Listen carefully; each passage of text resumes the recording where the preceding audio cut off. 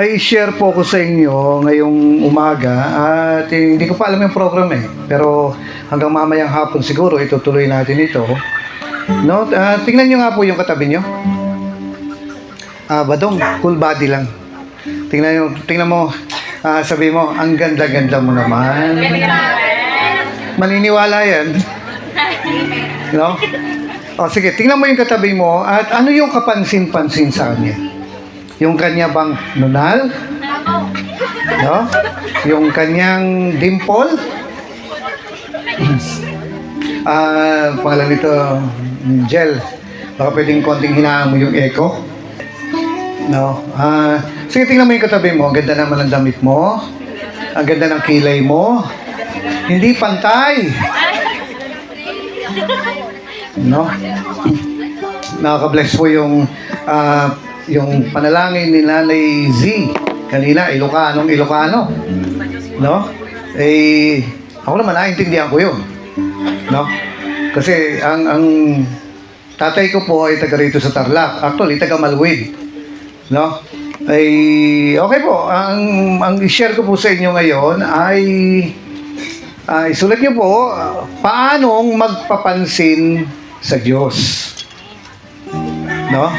Paanong magpapansin sa Diyos? Pwede idagdag niyo pa, paanong magpapansin sa Diyos para tulungan ka? Yan, no? Paano magpapansin sa Diyos para tulungan ka? So ito po yung ngayon, kailangan po itong makita sa Biblia kasi kung hindi makikita sa Biblia, katang-isip. At kung ito po ay hindi galing sa Biblia, ibig sabihin hindi galing sa Diyos. At kung hindi galing sa Diyos, hindi igagalang ng Diyos, hindi honor ng Diyos, no? Tingnan nyo nga kapag tayo po ay magbubukas ng bangko, humihingi sila ng ID ng gobyerno. No, galing sa gobyerno, hindi pwedeng kung saan na lang. Hindi nila igagalang yan, no? Kailangan, minsan, hihingi pa sila ng 2 ID na galing sa gobyerno, katulad ng driver's license at saka passport. Yung iba nga ngayon, hindi na ginagalang ang barangay ID, no? Kung hindi galing sa Diyos, itong pag-uusapan natin, hindi rin i-honor ng Diyos. Paano mo malalaman kung galing sa Diyos? Kasi galing sa Biblia. No? Ang salita po ng Diyos ay itinagalog para maintindihan ng mga Pilipino. No? Okay po. Okay na, Marlon. Thank you. So, naka-ready na po ba kayo? Amen! Kung meron po kayong isang mensahe o sermon na kailangang mapakinggan, ay naniniwala po ko na isa ito. Bakit? Kasi halimbawa po na pupunta ka sa ibang bansa, no? Pupunta ka sa ibang probinsya. Alam niyo po ba na may mga lugar po dito sa probinsya na hindi naman bawal, kaso hindi kanila irerespeto o nakaka-insulto ka kapag nakamask ka. Alam niyo po ba 'yon? Ngayon, may mga salita po na sa ibang lugar ay wala lang. Pero sa ibang probinsya, kapag ginamit mo yung words na yun, nakaka-insulto. At ganun din naman, depende kasi sa mga tao yun. At katulad po sa amin, ang natutunan po namin, kapag ka mayroong matanda riyan, ay magmano ka at saka gumamit ka ng po. Tama? Kaya dapat ang cellphone mo ay opo. No, patawa yun. Okay. Ngayon, ganun, sa Diyos din, ganyan din. Kailangan meron kang tamang pananalita, may tamang pagkilos, may tamang uri ng buhay para matulungan ka niya. No? Hindi yung kahit na ano na lang ang asal mo, may mga pagkakataon dito na may pinalayas ang Diyos. Bakit? Hindi maayos ang buhay. Yung time ng kasalan, sabi niya, ba't di ka nakadamit ng maayos? Ano bang sinusuot sa kasalan? Hindi naman cocktail, no? Kasi pang dibu yun. Merong isang taong pumasok doon sa kasalan na hindi maayos ang damit. Ang ginawa po ng hari, na meaning si Lord John, sabi niya, lumabas ka. At may mga ugali sa buhay natin na kailangan palabasin mo para matanggap ka ng Diyos. Ano nga ba yun? Kadalasan, ang sabi lang, maintindihan naman ng Diyos. Pero sa totoo lang, ikaw ang kailangang umintindi.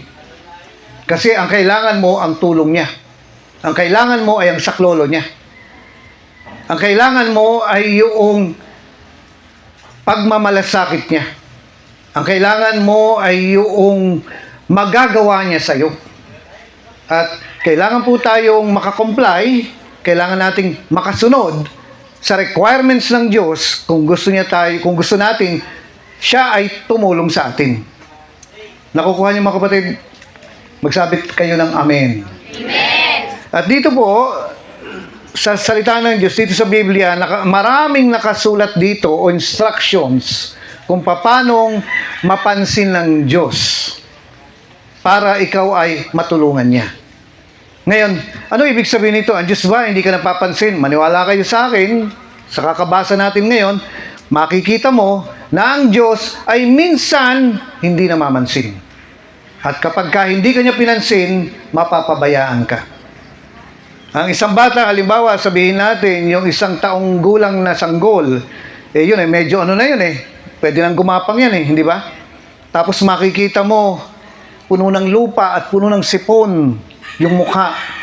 Isa lang iisipin mo bakit hindi inaasikaso ng magulang o ng nanay? Marami pong tao dito sa mundo na hindi inaasikaso ng Diyos.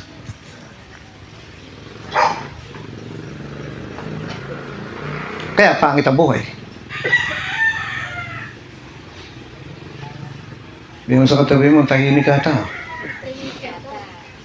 Hindi po, kasi dito sa pag-aaralan po natin, na meron lang ako 1.5 oras dito, kasama ng altar calling, may papakita ko po dito na ang Diyos, may panahon na ang Diyos hindi namamansin. Alam niya ang nangyayari sa iyo, alam niya ang katayuan mo, alam niya ang kahabag-habag na sitwasyon mo, alam niya na kailangan mo ng tulong, alam niya na kailangan mo ng saklolo, pero hindi ka papansin. May time na ang Diyos ay hindi namamansin. Ano ang bunga? Maraming time dito sa Biblia na ang Diyos hindi kanya inaasikaso.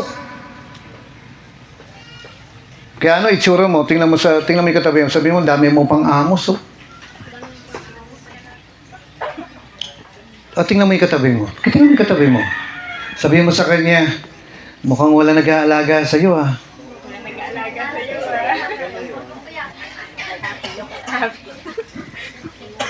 Kasi akala ng mga tao, kung andyan ang Diyos, sila ang katulong, siya ang katulong ng tao. Hindi.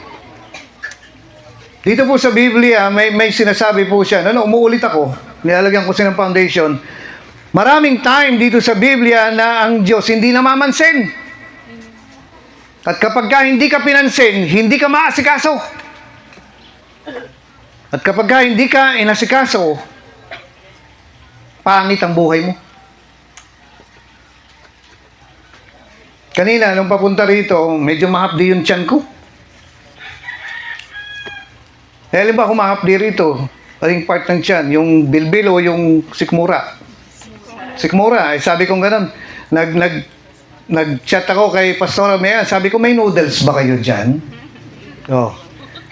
Ngayon, medyo nahilo ako, layo ng biyahe namin Tapos pagdating niya, sabi niya, ay Pastor, meron na. Oh, praise the Lord. Tapos inalukan kagad ako ni Dayan ng, ano ba yun, putok ba yun? Yung sa kilikili, ano ba yun? Yung tinapay?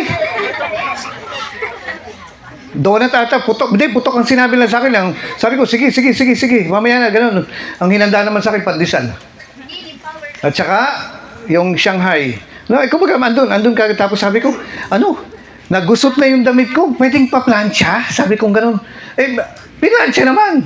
Tapos, ang gulo-gulo pa ng buhay mo. Hindi, ang gulo ng buhok ko kanina.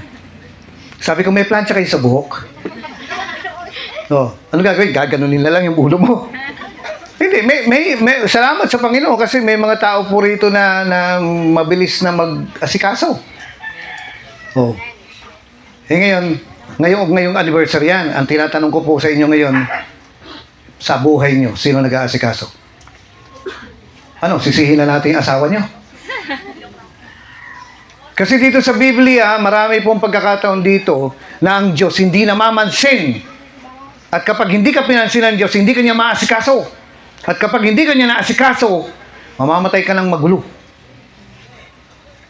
Pagdating ng gabi, gusto mo, umaga na. At pagdating ng umaga, gusto mo, gabi na. Bakit? Wala nag-aasikaso sa'yo. Ang pinakadahilan, hindi ka kasi pinapansin ng Diyos. Pag di ka pinapansin ng Diyos, hindi ka niya maasikaso. At kung di ka niya maasikaso, magulo buhay mo.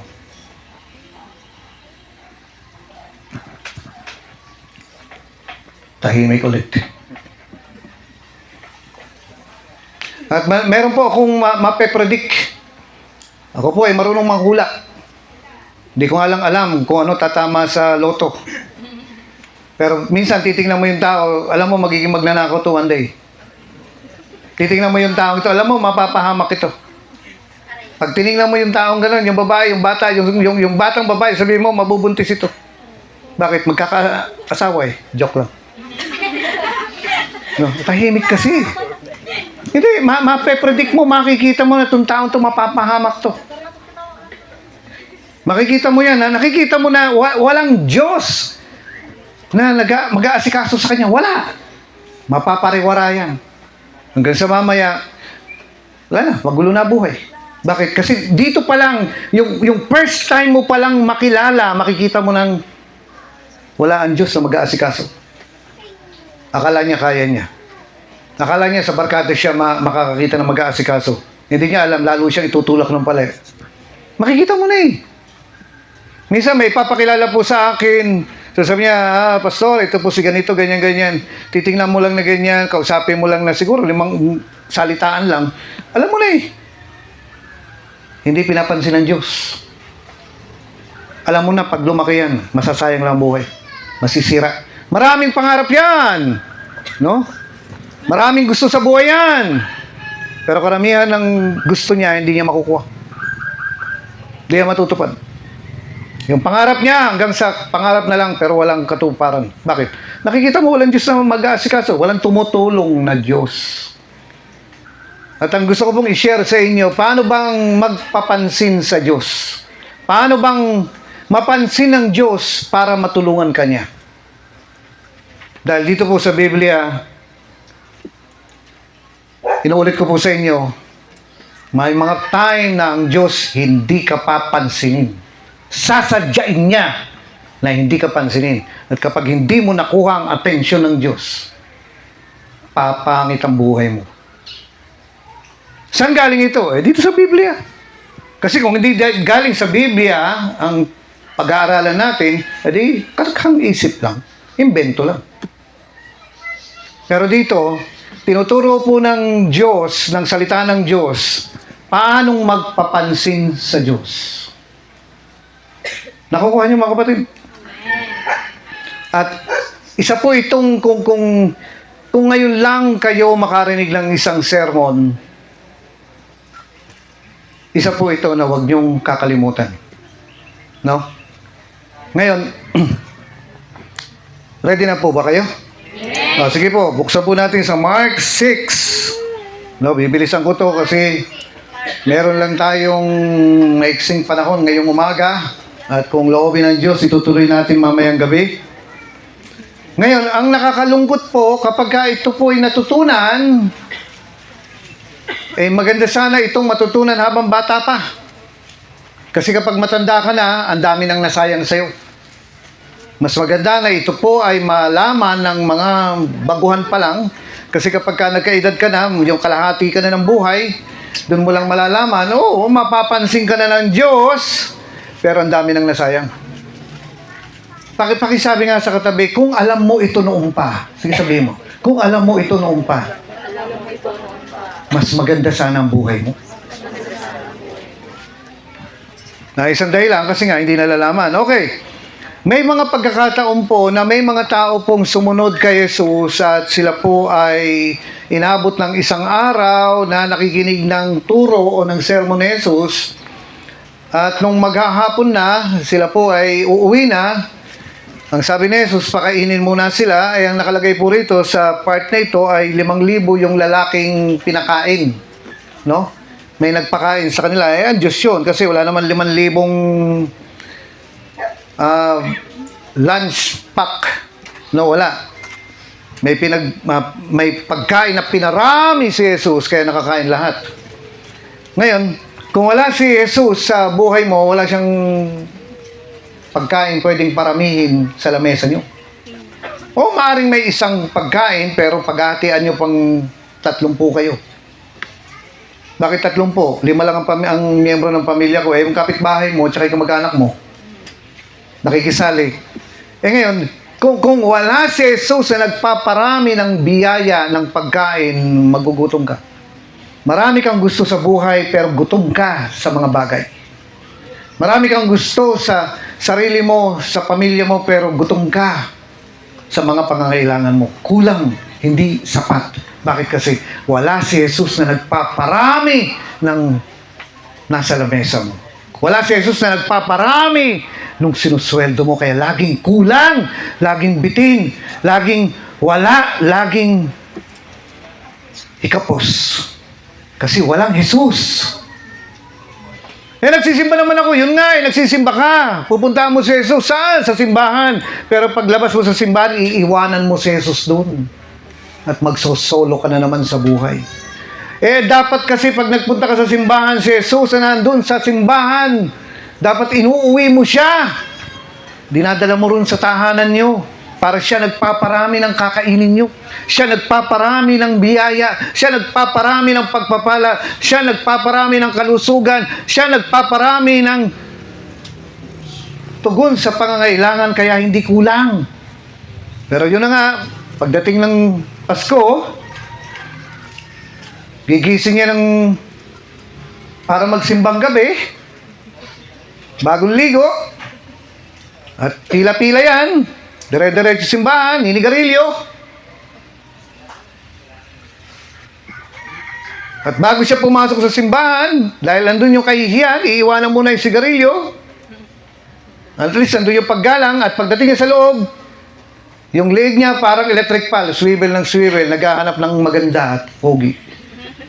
At isa lang ang naintindihan niya sa sinabi ng pare, peace be with you. At paglabas niya, maalala niya, yung sigarilyo niya, babalikan niya, pwede pa to. Pinuntahan nga si Jesus, pero hindi inuwi sa bahay. Kaya ang buhay niya solo. Walang Jesus na nag-aalaga.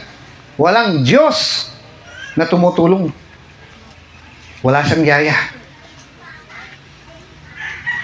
Eh dito,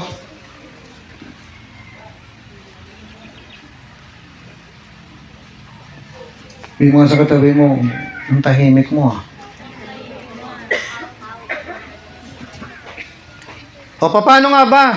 Ito po sinasabi ng salita ng Diyos. Paanong magpapansin sa Diyos para matulungan ka? Dito po sa Marcos chapter 6, simula po sa verse 44, yung kumain, sabi niya, at nagsikain 5,000 ang lalaki, lumakad si Jesus sa ibabaw ng tubig. Agad pinasakay ni Jesus sa bangka ang kanyang mga alagad at sabi niya, mauna na kayo. Okay po, ito yung kwento. Sa verse 45, agad pinasakay ni Jesus sa bangka ang kanyang mga alagad at pinauna na sa Bethsaida, sa kabilang ibayo ng lawa, samantalang pinapauwi niya ang mga tao. Yung mga workers niya, sabi niya, mauna na kayo doon. No? Sumakay na kayo ng bangka. Sabi niya, susunod na lang ako. Kausap ko pa yung mga tao, papauwiin ko. Sabi niya, mauna na kayong pumunta. So, ganun nga nangyari. Pagkaalis nila, sila'y umahon sa burol upang manalangin. Si Jesus ay umahon sa burol upang manalangin. Meaning, si Jesus ay kailangan ding mag-pray. Kailangan ding magdasal. Kailangan din niyang kumausap sa Diyos. Sumapit ang gabi. Nasa laot na noon ang bangka, samantalang si Jesus ay nag-iisa sa katihan. Sumunod na si Jesus. Nasa bangka sila, gabi na. At ayun, nakita niya yung mga alagad o yung mga workers niya nakasakay sa bangka, hirap na hirap magsagwan. No? Nakita yan, nahihirapan sa pagsagwa ng kanyang mga alagad sapagkat pasalungat sila sa hangin. Wala namang motorboat noon. Walang motor. No? Kaya, at meron yung parang may tela dyan sa gitna ng bangka. Yung hangin ang nagtutulak doon sa bangka. Kaso, pasalungat sa hangin. Kapag ikaw ay maglalagay ng damit para magpatuyo sa electric pan, sa mo ilalagay? Sa likod ng electric pan o sa harapan ng electric pan? Harapan. No? Masisip-sip lang yan kung nasa likod. At ito, sabi niya, sapagkat pasalungat sa kanila ang hangin at nang magmamadaling araw na sumunod sa kanila si Jesus at naglalakad sa ibabaw ng tubig. Pansinin niyo po, nahihirapan sila. Marami pong mga tao hirap na sa buhay. Salungat. Walang swerte. No? Wala naman sa Biblia ang salitang swerte. Pero salungat sa takbo ng buhay, lahat na lang ng mahawakan nila minamalas. Lahat na lang ng gawin nila pumapalpak, pumapalya. Pasalungat sa hangin. At magmamadaling araw na ibig sabihin, tataas ng araw. Wala pa rin nangyayari sa buhay. Hirap na hirap pa rin. Kahit isang tuka, hindi naman sila tamad. Ganito ang buhay ng walang Diyos. Bakit? Wala si Jesus sa kanila eh. Sagwan ka ng sagwan sa buhay mo. Pero parang ang daming hadlang. Pera na naging bula pa. Tama ba yung ganong salita, no? Kumbaga, pera na naging bato pa. Pasalungat sa buhay. Pasalungat sa hangin. Hirap na hirap. Ganito po ang maraming Pilipino. Hindi po mga tamad yan. Marami riyan nag-aral. Pero wala ata talagang swerte. Kumakayod naman pero ang layo-layo ng biyaya sa kanila. Para lang sila lang, para talagang ang buhay ay palaban. Hirap na hirap. Itong mga alagad po ni Jesus ay mga professional fishermen. Magagaling sila pagdating sa ilog, sa dagat. Pero kahit na anong galing nila, pasalungat ang buhay nila. Bakit? Wala si Jesus. Naiwan. At eto na. Parang tayo ito. Parang ikaw at ako na hirap kumayod sa buhay. Hirap na hirap umabante sa buhay. Meron kang pangarap doon, nandun sa pangpang yung pangarap mo. Pero hirap na hirap kang makarating doon sa pangarap mo. Hirap na hirap kang makarating doon sa mga mithiin mo. Hirap na hirap kang makarating doon sa mga gusto mo. Ang laki ng pangarap mo sa pamilya mo. Pero hirap na hirap kang makarating doon sa paroroonan mo. Salungat. Ang daming hadlang. Ang daming kalaban. Ang daming pumipigil. Bakit kasi wala si Jesus? Kaya yung pangarap mo, halos hindi mo makita. Nai-imagine mo lang. At kung maramdaman mo man ang pangarap mo, hanggang sa pangarap na lang. Bakit wala si Jesus? At ito po ang katayuan po ng mga alagad niya.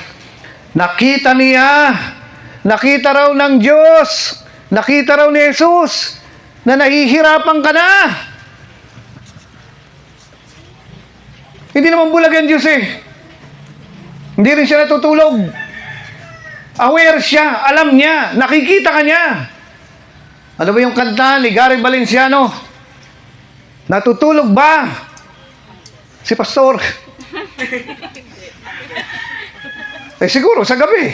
Sabi nila, bakit ganito? Pagdating ng overnight, inaantok ko, siyempre gabi. Pero dito, ang Diyos hindi natutulog. Alam niya ang nangyayari sa'yo. Alam niya yung mga iniisip mo. Alam niya yung mga bagay na hindi nagpapatulog sa'yo. Kasi naguguluhan ka. Hindi mo alam kung saan kukuha ng ganito. Hindi mo alam. Gusto mo na lang maging masaya. Kaya sa alak ka na lang pupunta.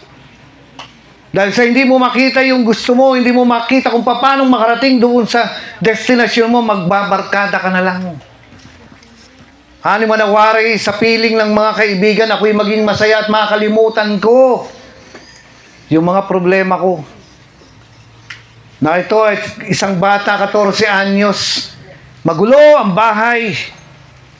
Hindi masarap, hindi maganda sa bahay. Wala ka nang marinig kundi away, away, away. Tapos maya-maya, paglabas niya, may nakilala siya na isang binata, 14 anyos itong babae. Hanggang sa mamaya, maririnig niya yung binata at sasabihin, napakaganda ng mata mo. Tatakas na yan. Naalis na yun sa bahay. Bakit? Naniwala eh. Nandiyan pa po kayo? Hindi po ako nagkukwento ng iniisip ko lang. Ito po ay totoong kwento. 14 years old, maya-maya, nag-live-in na. Para daw maiwasan ang gulo sa bahay. Hindi niya alam. Lalo siyang tumalon sa apoy. Kaya gulon ang buhay. Yung magulang niya na inaasahan niya na makakatulong sa kanya, yun ang nagtulak sa kanya palabas ng bahay. Dahil ang gulo.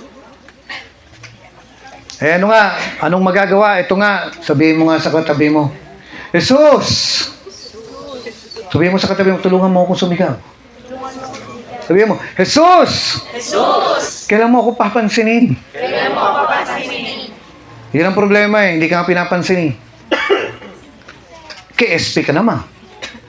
Pero may mga tao po talaga kahit KSP, hindi pinapansin ng Diyos. Kawawang bata. Bakit ganun? Ito nga, sabi niya gano'n, no? Pagkalis nila, siya umahan sa burol upang manalangin. Sumapit ang gabi, nasa laot pa doon ang bangka. Samantalang si Jesus ay nag-iisa sa katihan. Nakita niyang nahihirapan sa pagsagwa ng mga alagad sapagkat pasalungat sila sa hangin. At nagmamadaling araw na, mag-uumaga na, tapos na ang kalahati ng buhay mo, di ka pa nakakaalis yan sa problema. Noon, excited ka sa buhay, pero inabot ka na ng gabi at magmamadaling araw, patapos na ang buhay. Hindi ka na naging masaya. May mali. Ngayon, ayon po doon sa kwentong ito, mukhang hindi ka pinansin ni Jesus. Kaya nga sinasabi ko sa iyo, at sinasabi ng salita na sa iyo ng Diyos, paanong magpapansin sa Diyos para matulungan ka niya.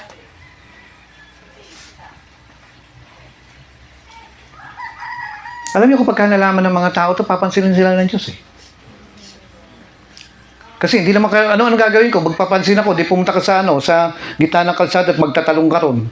Tapos umiga ka, pag nasagasaan ka, di balita ka na ngayon. O, di napansin ka. Ganun ba?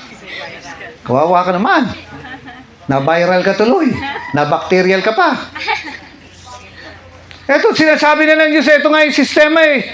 Huwag nating ipuwera ang sarili natin kahit mga Krisyano tayo.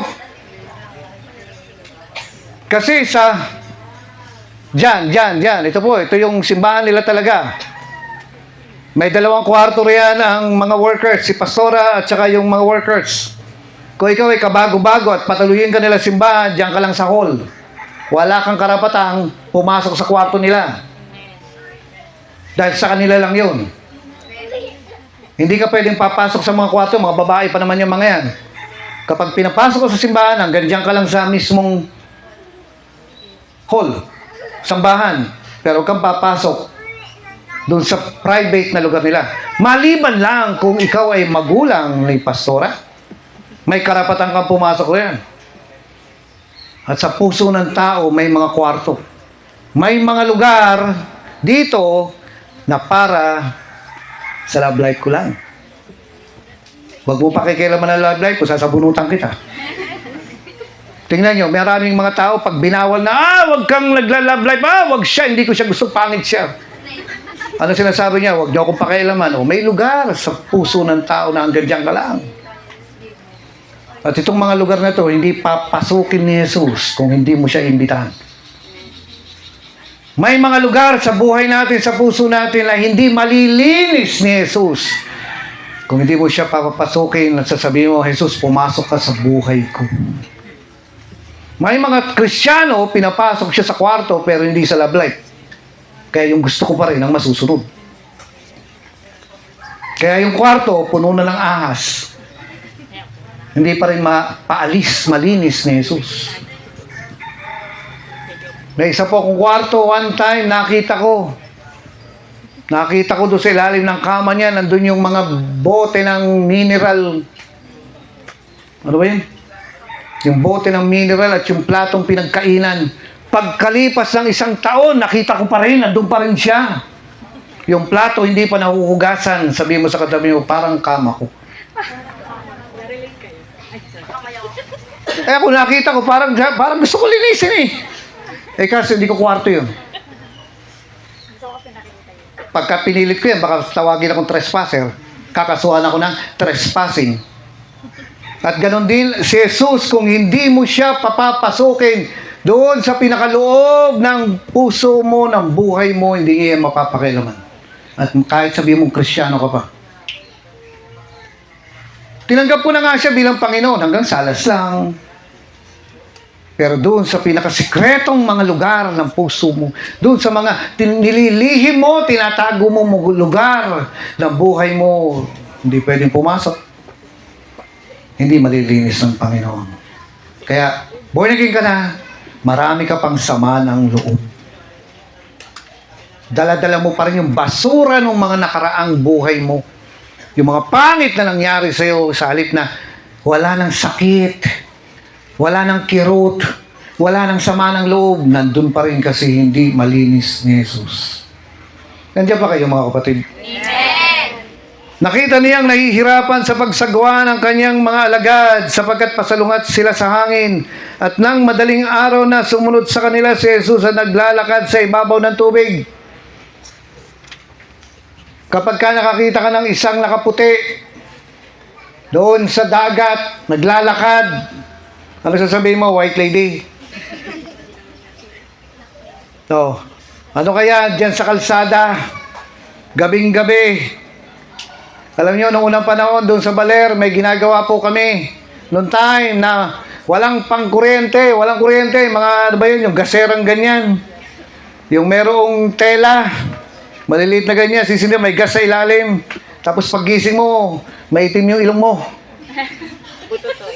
Ha? Bututoy.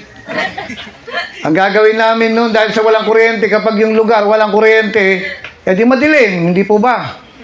Ang gagawin namin noon, kukuha kami ng pagong at lalagyan namin ng kandila na may sindi sa gitna at palalakarin namin sa gitna ng kalsada habang kami tuwan-tuwa nanonood na tumitingin, nakakakita. Pag nakakita ng buntis, mga anak, maniwala ka dahil sa matatakot. Ngayon, ito si Jesus, nasa ibabaw ng tubig. Nagsasagwan sila, hirap na hirap. Makita nila, mayroong naglalakad papunta sa likod. No. Galing sa likod. May isang mama, nakaputi, naglalakad papunta sa kanila.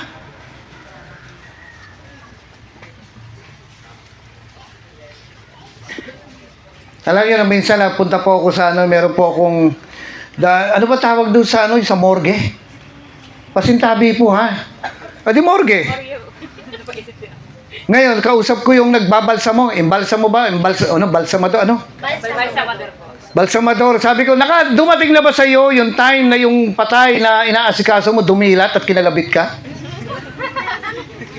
Na-curious lang ako. Sabi niya sa akin, wala pong ganun. Ano pala, hindi ba kumbaga, yung mata niya pumipikit-pikit na ganyan, nagbo-beautiful eyes sa'yo? Yung bangkay. Sabi niya, wala po, matagal na ako rito, wala. Sabi ko, anong nakikita mo? Wala ba nagpapakita? Sabi niya, may nagpaparamdam po. Pero wala po ako nakikita yung patay, yung halika. Wala daw ganun. Ngayon, ikaw ba sabihin natin nagsasagwan ka? First time makakita ka ng isang lalaki nakaputi at naglalakad doon sa likod mo papunta sa iyo. Anong gagawin mo? Nasa dagat ka. No. Anong gagawin mo? Ngayon, eto na. Sabi niya, ngunit nakita ng mga alagad na naglalakad sa ibabaw ng tubig. Oh. No? Dito, lalagpasan natin. Ngunit nakita ng mga alagad na siya, ay, alam pala nila na si Jesus. Alam nila, kabisado nila. Yung katabi mo, yung kaibigan mo, yung best friend mo, yung kaaway mo, pag nakita mo, kilala mo eh. Si Joe, kilala ko. Sabihin natin yung sino man isang ano ba rito? Sino ba rito? No? Si Pastor Econ, pag nakita ko yung kilala ko. Bakit? Kabisado ko eh. At dito po, tumalon ako, sabi niya, ngunit nakita ng mga alagad na siya'y naglalakad sa ibabaw ng tubig kaya't napasigaw sila. Akala nila ay multo. Ayan. Ay, tingnan mo naman yung katabi mo, no? Nabalitaan mong namatay, pagkatapos nakita mo, papalapit sa'yo. Ay, di multo. Pero siyempre, hindi pa namamatay si Jesus. May kapangyarihan si Jesus lumakad sa tubig. May kapangyarihan si Jesus gumawa ng mga imposible. At dito po, balik ako. Sumapit ang gabi, nasa laot na noon ng bangka, samantalang si Jesus ay nag-iisa sa katihan.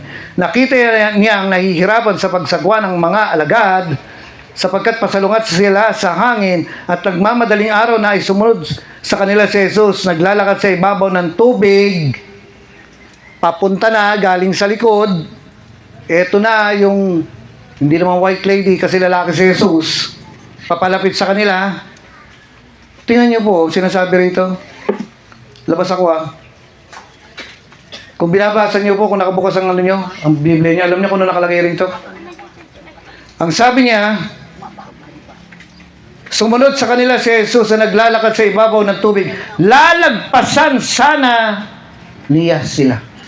Hindi sana sila papansinin ni Jesus. See? May panahon, may mga pagkakataon na ang Diyos hindi namamansin. Ang sabi niya rito, lalagpasan niya sana ang mga alagad. Sabihin mo nga sa katabi mo, parang nangyari sa akin yan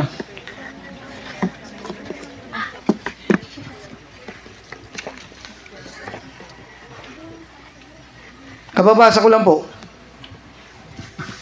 Nakita na niya na nahihirapan sila.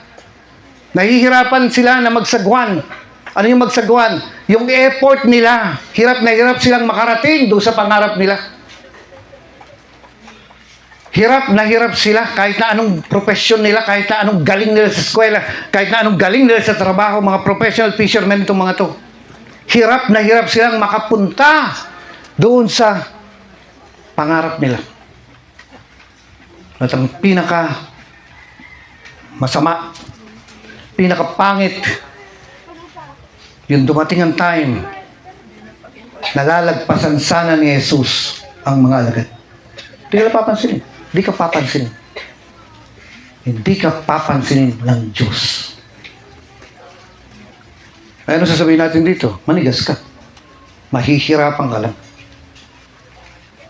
Pag mo sabihin, nakikita ng Panginoon ang ginagawa ko, nakikita nga niya na hirapan na Nakikita niya ang hirap na sila. Pero hindi, walang plano ang Diyos pansinin sila.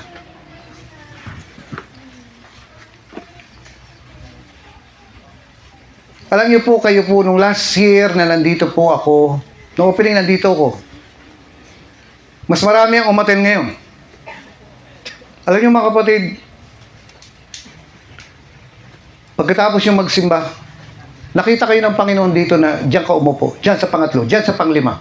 Nakita ka ng Diyos na diyan ka umupo. Andito ka. Pero alam niyo dapat, mamaya magpe-pray tayo. Dapat, pagkatapos yung magsimba rito, iuuwi niyo si Jesus sa bahay niyo. Hindi yung iiwanan niyo rito.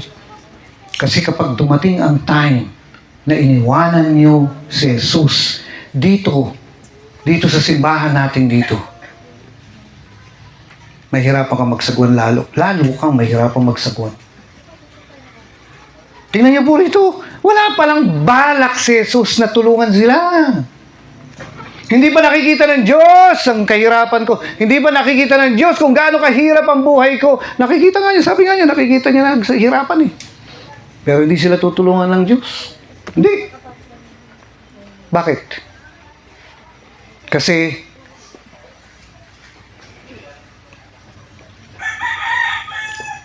papalapit na nga si Jesus sa kanila eh. Papunta na si Jesus sa kanila. Naglalakad siya, papunta na sa buhay mo. Naimbita ka rito. Pero kung wala kang gagawin dito, lalagpasan ka niya. Kung wala kang gagawin dito sa pagpunta mo rito sa church, maaaring first time kang nakapunta, maaaring second time kang nakapunta. Thank you. Maaaring third time kang nakapunta, pero kung yung first time, yung second time, yung third time, wala kang ginagawa, hindi mo mauuwi si Jesus sa bahay niyo. At yung bahay niyo mananatiling magulo.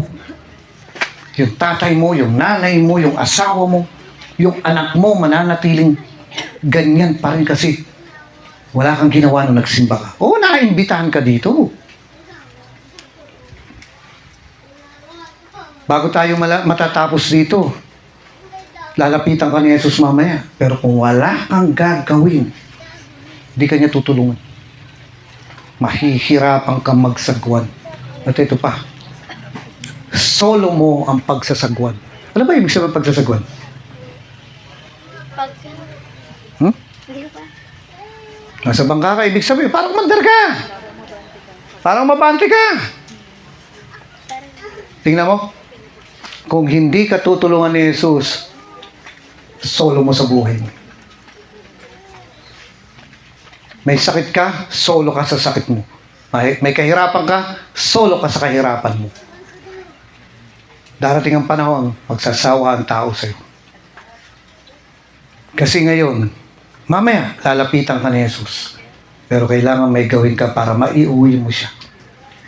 At hindi lang doon sa bahay niyo.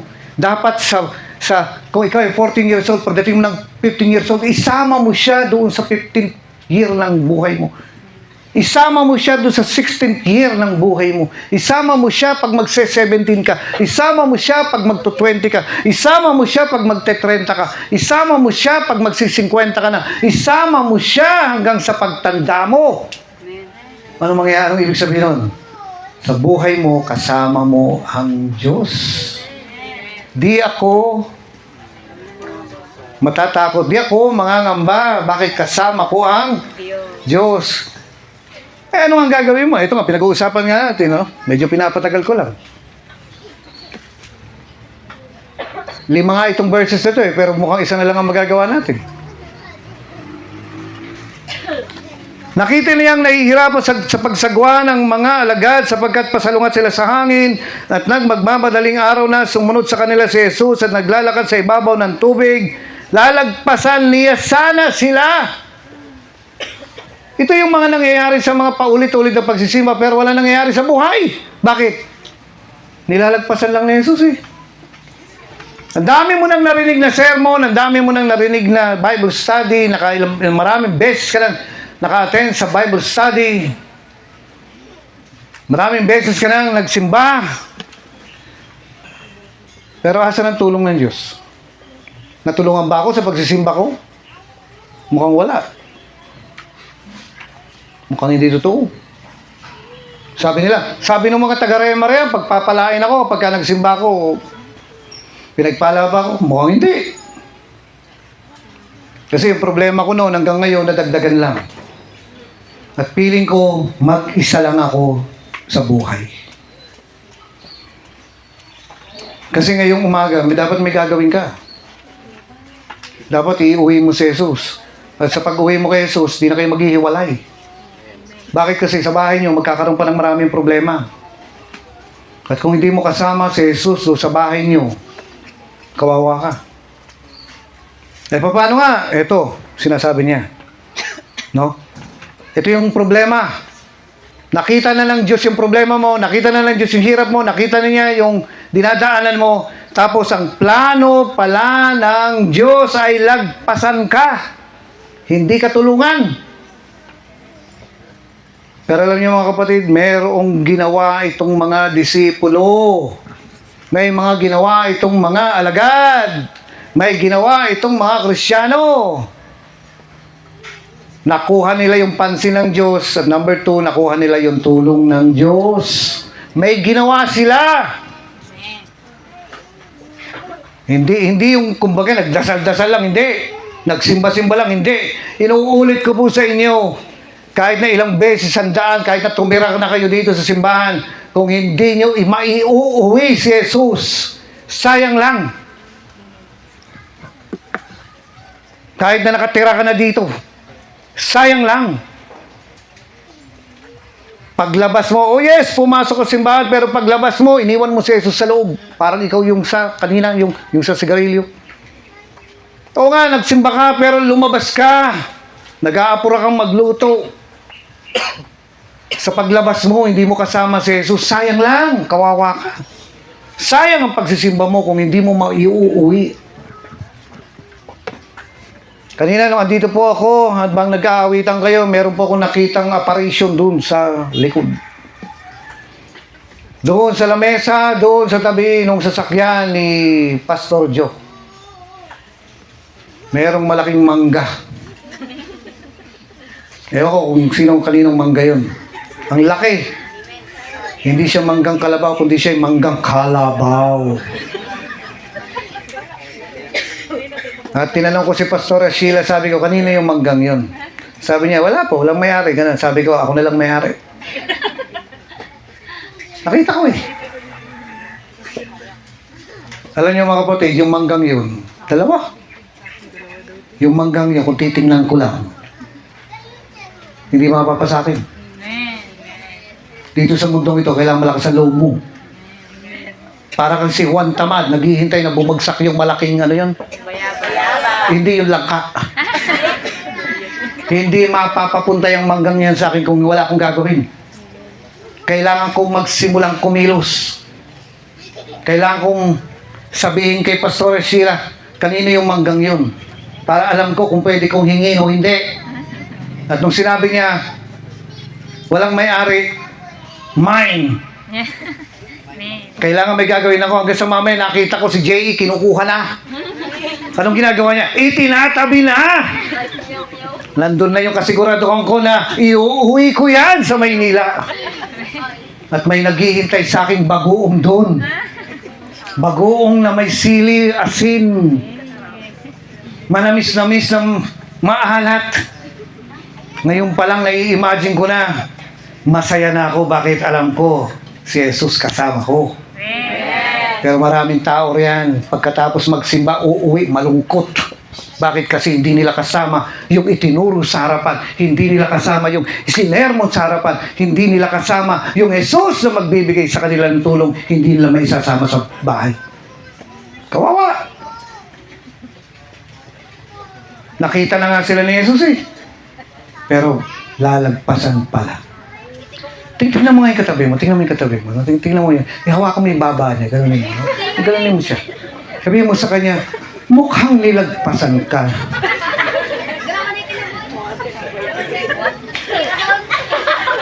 Ano ba tawag dito? Mukhang ano, yung pinagkaitan ng tadhana. Ano ba yun? Yung may salawi kain ganun eh. Yung mukhang binagsakan lang pinagsakluban ng langit at kawawa ka naman. Ay, tingnan niyo, ang dami pong may mga time at tuloy-tuloy ang simba pero hindi nila maiuwi si Jesus. Bakit? Eh, Kuya Boy, bilisan mo na nga eh, pinatatagal mo pa. 5 ito eh, pero isa pa lang nasasabi ko eh, di isa na lang muna. Ayoko mag-apura, next anniversary na yung pangalawa. Hindi, ang Diyos may time, hindi na mamansin. Kaya kung di mo alam, ang gagawin mo, kawawa ka naman. Ang laki-laki ng problema mo sa buhay, ang laki-laki ng iyak ng puso mo. Kala mo, mata lang ang umiiyak. Tapos ito pa ang masakit. Ang pinaka-problema, wala sa labas ng bahay, kundi nasa loob. Magulo yung pamilya niyo. Magulo. Wala akong ano tatanungin ko sa'yo, na anong buri mo? Ano ba gusto mo? O, ito po. Sige, diretsuin na natin. Sino po ang gusto mapansin ng Diyos dito? Magsabi ng amen. Alam nyo, yan ang isang dahilan kung bakit di tayo napapansin, bakit mahina eh. Sino ang gusto mapansin ng Diyos dito? Magsabi ng amen. Alam nyo mga kapatid, sa totoo lang, yung tawag kay Jesus, nilalakasan. Amen. Dahil hindi naririnig yan. Bakit? Bingi ba ang Diyos? Natutulog ba ang Diyos? Hindi. Hindi, hahaba tayo eh. Pero may mga tao kasi walang ka-effort. Sige, tuloy po natin ito, no? Close tayo maya-maya. Sabi niya, lalagpasan sana niya sila. Walang plano si Jesus, tulungan sila.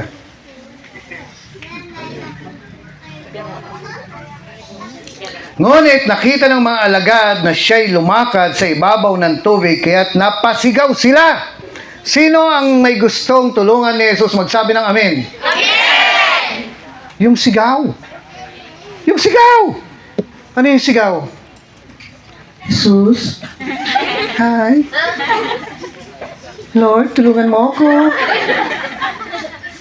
Ganun ba? Gulong-gulo ka na, hirap na yung buhay mo. Sasabihin mo, hi Lord! Sabunutan kita eh. Ang sabi rito, napasigaw sila, Jesus, tulungan mo kami! Hindi yung, sige, next Sunday na lang ako babalik. Pagdating kinabukasan, nakita yung mga worker, nagtago. Tapos sasabihin ganito, alam niyo mga kapatid, ang tinatakbuhan ng impyerno. Hindi yung pastor. Nakita mo lang yung pastor, nakakita ka na ng impacto. Ang tinatakbuhan ng impyerno, ang nilalayuan ng impyerno, hindi ang pastor. Dito, ang sabi niya, no? Kaya't napasigaw sila. Alam niyo mga kapatid, yung dadaan ng si Jesus sa'yo, no? Sige, sino bang maano ko rito? Joe, ikaw na lang, bitawan mo yung ano. Bitawan mo muna yung dito ako. Sige, tayo ka rito. Ayan. Sige. Kunyari, hawakan mo yung tubig. Tubig ko yan eh. Ayan, punta ka doon. Ayan. Tapos ako, wow! Wow na! Wow! Sa atensyon! Wow sa tulong! Uhaw sa... Nakuha niyo mga kapatid? Uhaw na si Kuya Boy. Dadaan na si Joe. Joe! Tubig, Joe! Sige, lagpasan mo. Joe! Hindi, mabante ka lang. Joe! Hindi kita makakawalan, Joe! Wag, Joe! Wag! Hanggang sa ibigay sa akin to. Ano bang ginagawa mo? Nakita mo lang yung worker. Sa halip na humawak. No, sa halip na hindi bibitaw, sasabihin, uwi na ako, ayoko na mag-worker. Bakit mo nilalayuhan si Jesus? Kumapit ka. Nakukuha niyo mga kapatid? Sige, upo ka na. Dapat pag andito ka sa church, no, halos ang hirap mong pauwiin. Bakit kasi?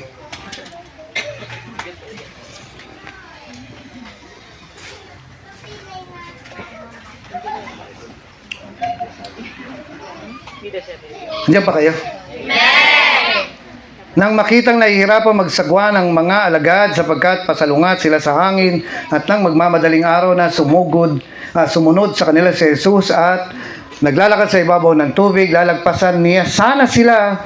Ngunit nakita ng mga alagad na siya'y lumalakad sa ibabaw ng tubig kaya't napasigaw sila. Alam niyo, may time na kailangan tumawag ka sa Diyos. Hindi yung halika na nga ulit. Tulungan mo ako. Sige, tumawag ka kay Jesus. Yung banayad na tawag. Jesus. Brad, hindi ka mapapansin. No? Nakukuha niyo mga kapatid. halos pilitin mo ang mga tao magsimba. Paano siyang mapapansin ni Jesus? Halos pilitin kang pumasok sa bahay ng Diyos. Paano ka mapapansin ni Jesus? Halos magmakaawa yung mga worker na pumasok ka sa simbahan. Paano kang tutulungan ni Jesus? Mukhang hindi ka interesado eh. Pahirapang papasukin ka eh. Anong ginagawa mo? Nagpapabebe ka pa. Ano, itsura mo? Mukha ka namang itik. Ang hirap mong papasukin sa... Every Sunday na lang, every Sunday na lang, every Sunday na lang, niyayaya kang magsimba. Nakukuha niyo mga kapatid? Palagi ka na lang, kumbaga naghalos magmamakaawa sa iyo mga manggagawa. Di ba? Dinadala ka ba sa kalokohan? Tinuturuan ka ba mag-drugs dyan? Tinuturuan ka bang magnakaw dyan? Tinuturuan ka bang magmura dyan? Hindi. Pinipilit ka halos. Para lang makilala mo si Jesus. Para kapag ka nakilala mo na gustuhin mo na sabihin kay Jesus na, Jesus, sumama ka sa akin, umuwi tayo sa bahay namin, kailangan makilala ka rin ng pamilya ko. Di ba? Thank you, Brad. Paano ka mapapansin ni Jesus? Ang hirap mong yayain. Hello? Dapat makita sa buhay mo na ikaw ay talagang tumatawag kay Jesus. Ano gagawin niya? Paigsin ko po rito. Tingnan niyo po ito. At kinilabutan silang lahat, ngunit agad niyang sinabi sa kanila, huwag kang matakot. Jo, pag tinawag mo si Jesus, kung talagang tinatawag niyo si Jesus, magsasalita sa inyo ang Panginoon.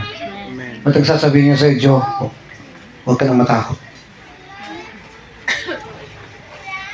Alam niyo, hindi niyo kasi maintindihan pa yung ganunin ka ng Diyos. Iba ang tao pag ginaganon ka, pero pag ang Diyos na, gumanyan sa'yo, may ibang pakiramdam. Ang sarap. Sinasabi niya, huwag ka nang matakot, huwag ka nang mag-isip. Huwag ka nang maguluhan. Pag nakuha mo ang atensyon ng Diyos, at narinig niya yung tawag mo, sasabihin niya sa'yo, huwag ka nang mag-isip. Huwag ka nang matakot. Kung ano man yung pinapangambahan mo, kung ano man yung kinatatakutan mo, alisin ng Diyos yun.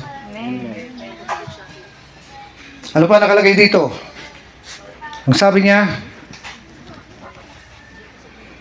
huwag kang matakot. Lakasan niyo ang inyong loob. Kaya mo yan.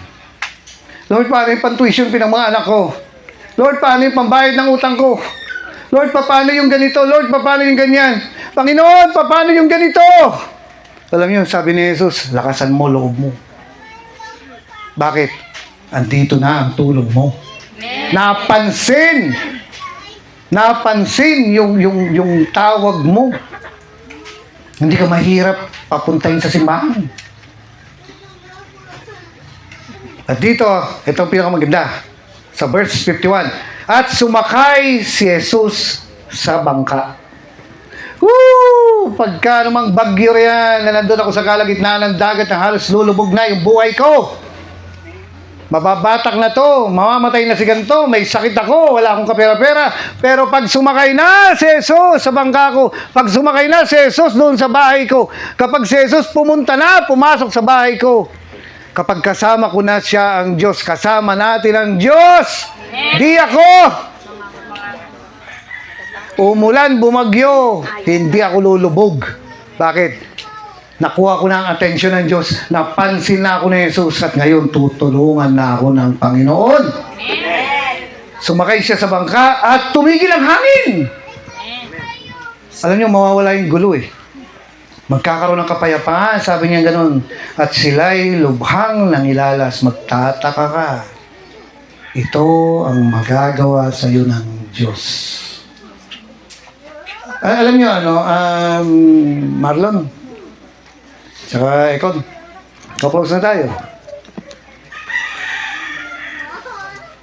Siya'y sumakay sa bangka at tumigil ang hangin. Alam niyo po, ang isang bagay na mangyayari kapag ka si Jesus po ay napansin ka na at tutulungan ka na, magkakaroon ng katahimikan, kapayapaan.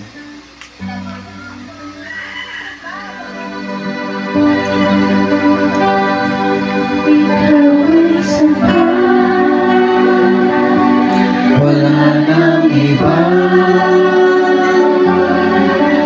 Kaligayahan ko, kaganapan ko, Jesus. Ikaw ay sapat.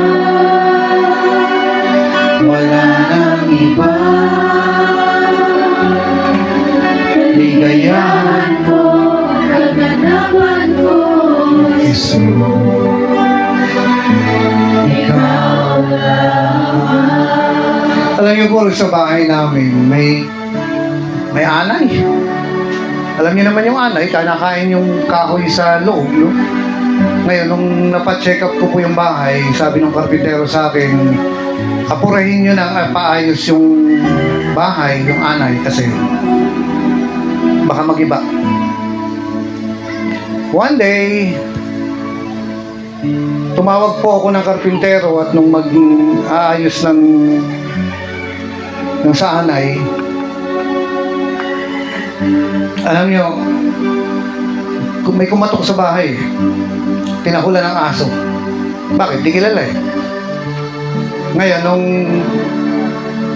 nakita ko, nagpakilala siya, sabi niya, ako po yung sa anay. Anong purpose ng taong yun? Paalisin yung anay, di ba? Alam niyo ba si Jesus, ngayon na kumakatok siya sa pintuan ng puso niyo at sinasabi niya, papasukin mo ako, aayusin ko yung buhay mo. What if kung andyan na yung nag-aayos ng anay, yung manggagamot, may gamot na yung nalalagay eh. Tapos ang gagawin ko, sasabihin ko sa kanya, hindi kita kailangan, lumabas ka, lumayas ka. Huwag ka nang babalik. Maayos kaya yung bahay ko? Hindi. Marami pong ganun eh. Si Jesus ang kumakatok sa pintuan ng puso natin at sabi niya, gusto kong ayusin yung bahay mo. Huwag mo paalisin. Papasukin. Kasi siya mag-aayos eh. Bakit? Eh kasi hindi mo kayang ayusin. Kasi kung kaya mong ayusin, bakit ka patatawag? Kaya ka tatawag kasi hindi mo kayang ayusin. Kaya siya ang papayagan mong umayos. Katulad dito, si Jesus sumakay sa bangka. Papasukin mo si Jesus doon sa bangka ng buhay mo. Mawawala yung ulan na yan. Mawawala yung malakas na hangin na yan. Sasamahan ka niya. Yung ko nga ang bawat isa. Sabi natin, Panginoong Jesus, pumasok ka sa buhay ko. Sumakay ka sa bangka ko. Pinagkakatiwala ko ang buhay ko ngayong araw na ito. Pumasok ka, Jesus. Linisin mo ako, baguhin mo ako. Yung manobela ng buhay ko, ikaw na mag-drive. Ikaw na humawak. Tinatanggap kita bilang driver, bilang Panginoon ng puso, ng buhay ko. Panginoon, alisin mo ako sa lubak-lubak. Dalhin mo ako doon sa perpekto mong kalooban. Baguhin mo ako, ayusin mo ako. Isinusuko ko ang buong buhay ko, ang pangarap ko, ang hinaharap ko, ang future ko sa iyong kamay. Ikaw na ang Panginoon ko. Amen. Tinatawagan ko nga po si Pastor Badong, Pastor Marlon, Pastor Amean, Pastor Ratina, dito po sa harapan. Pastor Dayan, dito po tayo, pepray tayo. Ikaw ay, dito po tayo. Sa iyo magtitiwala sa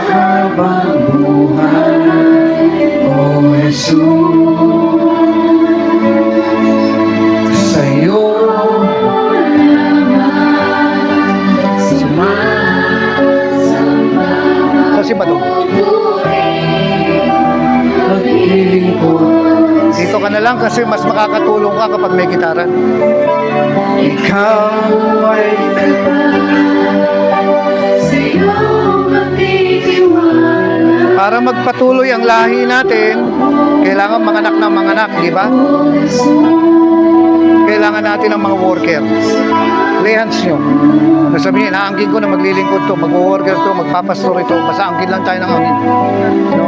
Sige, start nyo ngayon. Kahit paulit-ulit yung malay hands. Ikaw lamang. Oh, Jesus.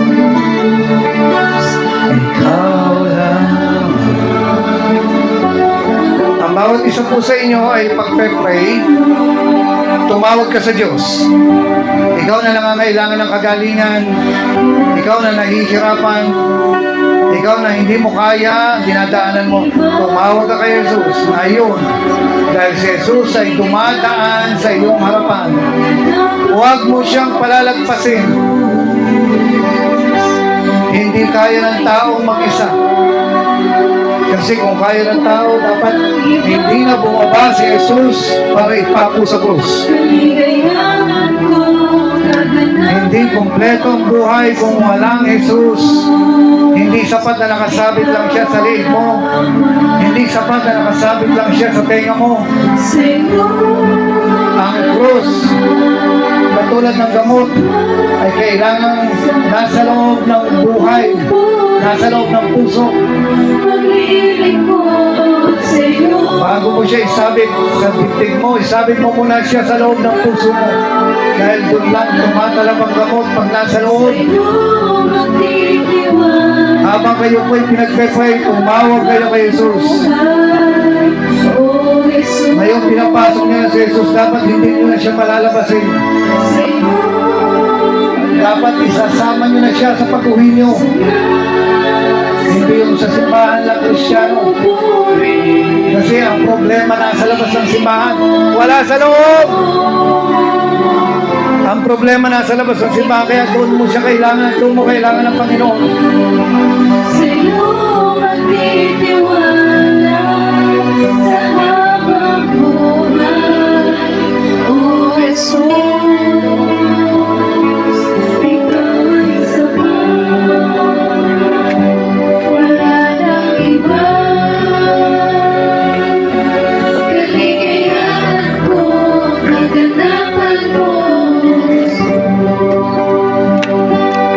Ikaw ay sapat.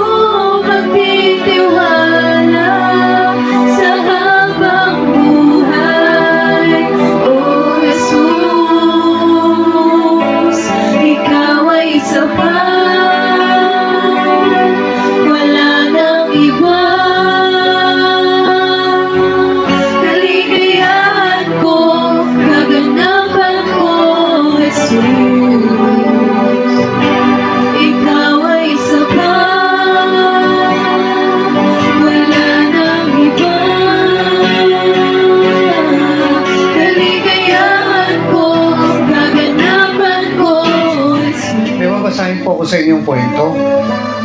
No? Sabi niya, dumating si Jesus sa Jericho kasama ang kanyang mga alagad at marami pang iba. Nang umalis na siya, may nadaanan silang isang bulag. Ano kailangan ng bulag? Pwede makakita, di ba? Alam niyo mga kapatid, ang dahilan kung bakit may mga problema pa tayo kasi di pa natin makita yung solusyon. Ngayon, kung makikita natin ang solusyon riyan, mawala na tayo ng problema. Siyempre, gagawin mo yung solusyon na isasagawa mo. Pero ang problema po ay hindi nga makita. Kasi, madalas ang mga tao po ay bulag. No? At ito po ang isang bulag na nadaanan ni Jesus. At sabi niya, no, dumating si Jesus sa Jericho kasama ang kanyang mga alagad at marami pang iba. Nang umalis na sila roon, may nadaanan silang isang bulag na nakaupo sa tabi ng daan at namamalimos. No? Nakaganon. Umaasa na lang sa may tutulong. Marami pong ganyang mga tao na umaasa na lang sa tulong. Siya ay si Bartimeo, anak ni Timeo. Nang marinig niyang naroon si Jesus na taga Nazaret, eto na. Nung nalaman niya na si Jesus ay naroon, ito po ang ginawa niya. Sumigaw siya ng ganito. Sigaw. Ibig sabihin, gumawa ka ng paraang tawagin si Jesus. Tumawag tayo kay Jesus. Tapos sasabi niya, no? Sumigaw siya ng ganito. Jesus, anak ni David, mahabag po kayo sa akin. Bakit ka tatawag kay Jesus? Kasi hindi mo kayang mag-isa. Kasi kung kaya mo mag-isa, bakit kailangan pa niyang bumaba sa krus para tulungan ka, para iligtas ang tao? Kasi hindi nga kaya ng tao. No, kaya ka tatawag sa Diyos kasi hindi mo kaya. At nang marinig niyang naroon si Jesus na taga Nazaret, sumigaw siya ng ganito, Jesus, anak ni David, mahabag po kayo sa akin. Pinagsabihan siya ng mga tao at pinatatahimik. Minsan, kayo po ay pipigilan pang magsimba. No? Pipigilan kayong umattend. May mga ganyan po. Pero ang ginawa po, ngunit lalo siyang nagsisigaw. Lalo ka magsimba. No? Ang inahabol mo si Jesus, yung mapansin ka ni Jesus. Sabi niya, anak ni David, nagsisigaw siya. Mahabag po kayo sa akin. Tumigil si Jesus at kanyang sinabi, narinig na. Napansin ka na ni Jesus. At ang sabi niya, tawagin ninyo sila at dinala nga nila ang bulag.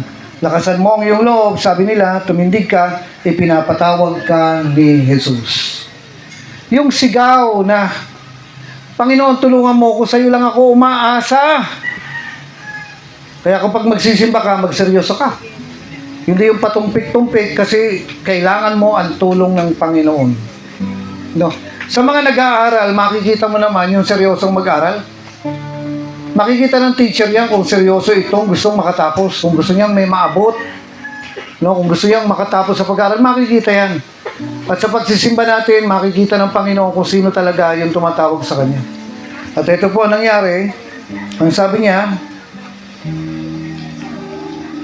tumayo at lumapit siya kay Jesus at ang ibig sabihin, anong ibig mong gawin ko? Sabi ni Jesus, tanong niya kay Jesus, sumagot ang bulag, ibig ko po sanang makakita. Yun, sabihin mo na kay Jesus.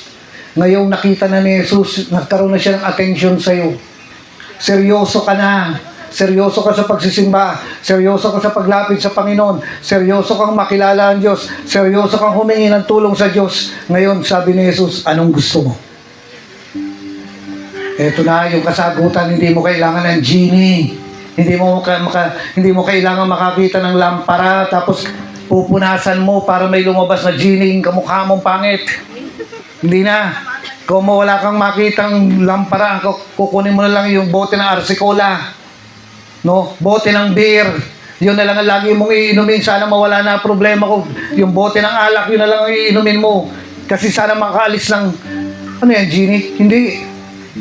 Makita lang ni Jesus na seryoso kang tumatawag. Makita lang ni Jesus na sumisigaw yung puso mo sa Kanya. Makita lang ni Jesus na seryoso kang nagsisimba. Seryoso kang humihingi ng tulong. Seryoso kang lumalapit. Hindi ka tatanggihan ni Jesus. At ito nga, sabi niya, ano gusto mo? Ano ang kahilingan mo? Hindi mo kailangan ng genie. Kailangan mo si Jesus na makita niyang seryoso ka, na tumatawag, lumalapit sa Kanya. Anong ginawa ni Jesus? Sabi niya, anong gusto mo? Sumigaw, nagsalita yung bulag at sabi niya, gusto kong makita na ang solusyon sa problema ko. Hindi ka pa ba napapagod? Ilang taon na bulag na hindi mo makita yung problema, palalim lang palalim, palubog lang ng palubog. Kasi kung hindi natin kailangan ng Diyos, bakit pa bababa si Jesus dito? Kasi nakikita niya, hindi natin kaya. Kaya ka nga tatawag sa Kanya para matulungan Kanya. Lahat tayo nangangailangan ng tulong. Hindi ka dinesign ng Diyos na suluhin mo yan, mapapagod ka lang, mabibigo ka lang. Dahil ang sabi niya, kung wala kayo sa akin, wala kayong magagawa. At sinabi ni Jesus, magaling ka na dahil sa iyong pananalig, noon din ay nakakita na ang bulag. Alam ko na saan ang mali. Alam ko na kung saan ang problema. Alam ko na ang solusyon. Paano nawala ang pagkabulag niya? Dahil pinagaling siya ni Jesus. At kung magiging seryoso tayo, kung tatawag tayo sa Diyos, ang sabi niya, sino man tumatawag sa Diyos ay hindi niya itataboy. Ang sino man lumalapit kay Jesus ay hindi niya itataboy. Makita lang niya na seryoso ka. Hindi ka mabibigo sa paglapit mo kay Jesus. Kahit na anong sakit mo. Kahit may cancer ka ba. Ito ang sinasabi ng Biblia. Kahit na ano pang problema mo, kung seryoso ka, hindi ka tatanggihan ni Jesus. Tumawag ka lang sa Kanya sa kapansin-pansin. Magseryoso ka. At magiging maganda ang kinabukasan mo. Tayo po tayong lahat. Ikaw ay sapat. Pastora, wala nang iba. Iyahan ko. Kaganapan ko, Sige, mag-worship tayo. ay sapat. Wala nang iba. Wala nang Sige, iba. sabihin natin sa Panginoon. Kaligayahan ko, kaganapan ko, Jesus. Ikaw lamang. Ikaw lamang. Sa'yo lamang.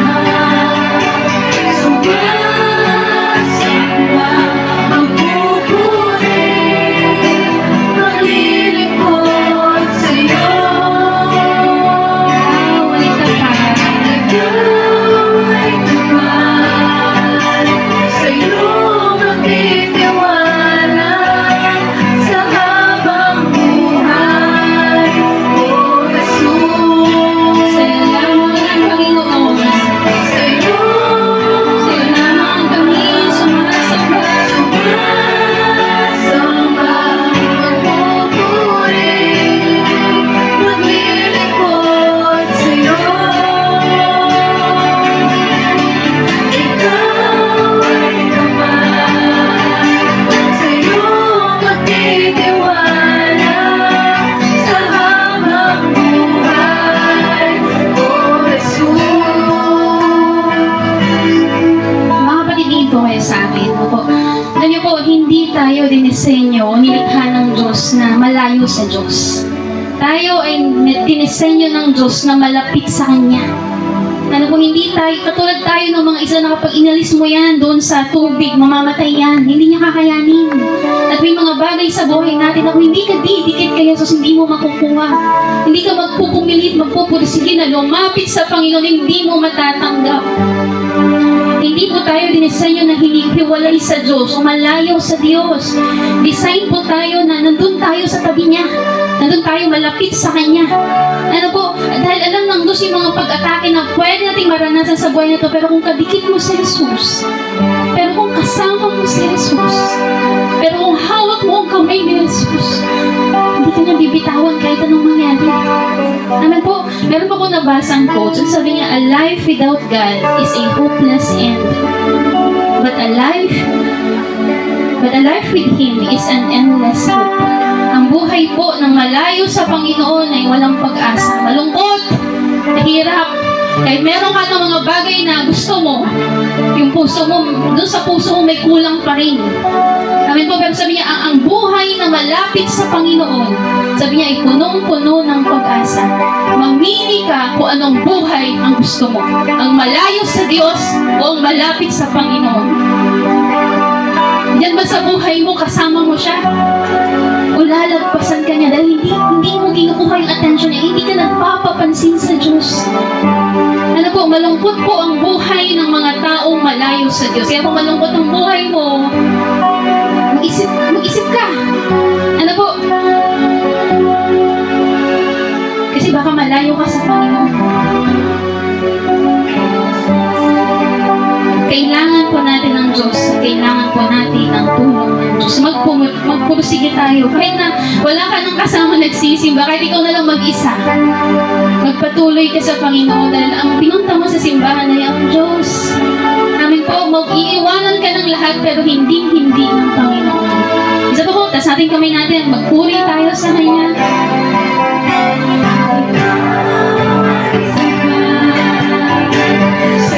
Panginoon, nagpapasalamat kami sa pag-ibig mo sa amin.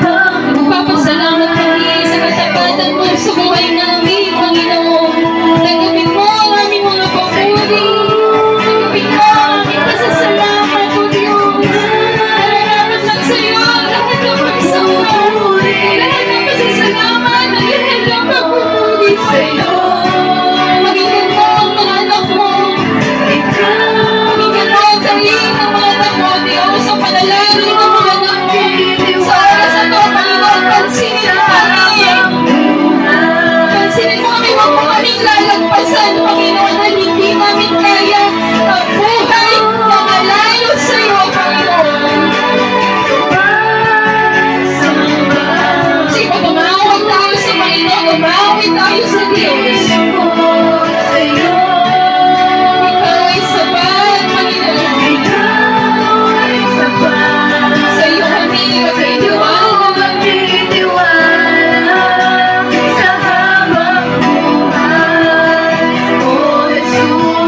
Sama sa iyo naman.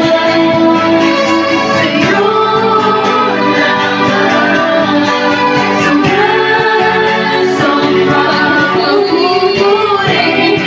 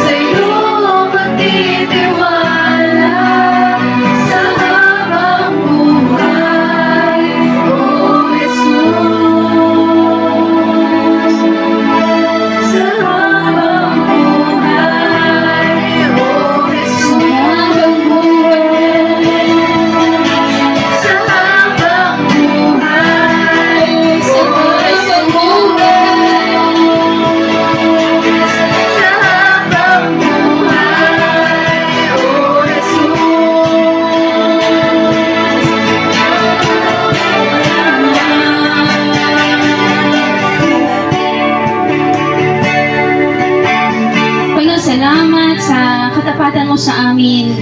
Nakita mo ang lahat ng bagay, walang mga bagay na tago sa iyo, Panginoon. Magmula sa unang taon hanggang sa pangalawa, hanggang sa pangatlo, hanggang sa 10 taon na pala, Panginoon. Pero hindi mo kami iniwanan, hindi mo kami pinabayaan, sinamahan mo kami at ang pangako mo, sasamahan mo kami palagi, O Diyos, hanggang sa katapusan ng sanlibutan. Sa oras na ito, Panginoon, ina-appreciate ka namin, ina-appreciate ka ng puso namin, Panginoon, sa lahat ng mga bagay na ginagawa mo.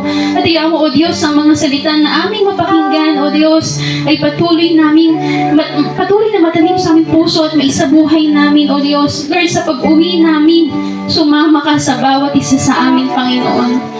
Sumama ka sa pamilya ng bawat isa, sumama ka sa trabaho ng bawat isa, sumama ka sa pag-aaral ng bawat isa, O Diyos. Ayaw namin na mahiwalay sa iyo, ayaw namin na malayo sa iyo, Panginoon. Kaya naman sa oras na ito, hayaan mo, O Diyos, na Ikaw ang patuloy na hanapin ng aming kaluluwa. Ikaw ang patuloy na hanapin ng aming mga puso, Panginoon. Hayaan mo na ubusin namin ang lakas namin, ang panahon namin na mahalin ka, ng mahalin at paglingkuran, ng paglingkuran. Dahil ikaw ang dahilan ng aming pagkakahalikha, Panginoon. Yung nandun kami, malapit sa iyo, O Diyos, sa tabi mo. Yung nakahawak kami sa mga kamay mo. At nakayakap ka sa amin, Panginoon. Salamat, O Diyos. In-appreciate ka namin, Panginoon, sa loob ng 10 taon at sa mga susunod pa, O Diyos. Alam namin na Ikaw ay may magandang plano at gagawin sa buhay ng bawat isa, O God. Salamat, O Diyos. Patuloy namin na ibinibigay sa iyo ang lahat ng kapurihan, ang lahat ng pasasalamat at pagsamba. Panginoon, pinupuri ka namin, dinadakila ka namin, O Diyos. Ang lahat ng anak ng Diyos ay magsabi na, Amen.